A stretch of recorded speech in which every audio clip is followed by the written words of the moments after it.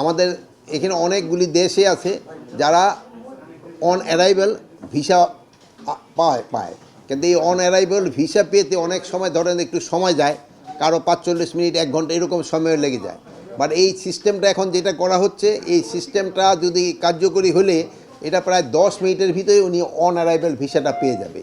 এই জন্য on arrival এই ভিসাটা পাওয়ার জন্য ওনার কাজ হবে যে আমাদের অনলাইনে তারা যে তাদের ইনফরমেশনটা দিয়ে দিলে যে আমাদের এখান থেকেই তার কাগজপত্র সব ঠিক পেলে বলে দিবে, ওই একটা কোডও দিয়ে দিবে।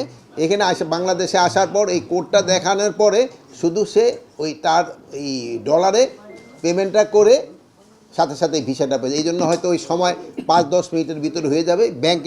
ব্যাংকিং চ্যানেলে যতটুকু সময় অতটুকুই শুধু লাগবে।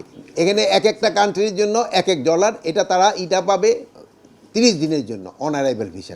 অনারাইভেল ভিসা যেই সব দেশের সাথে আমাদের চুক্তি আছে তাদের জন্য, আর যেই দেশের জন্য আমাদের এই চুক্তিটা নাই ওইটা তো আমাকে ওই স্বরাষ্ট্র মন্ত্রণালয় থেকে একটা অনুমতি নিতে হয়। পাসপোর্টটাও যেন সহজ হয়, এই জন্য হয়তো আমরা এই পুলিশ ভেরিফিকেশনটা উঠাই দেওয়া যায় কি না, বা থাকলেও এটাকে কত সহজভাবে করা যায় এই জিনিস ব্যাপারে আমাদের চিন্তা ভাবনা আছে। হয়তো আমরা চেষ্টা করব যেন পাসপোর্টের জন্য পুলিশ ভেরিফিকেশন দরকারই না হয়।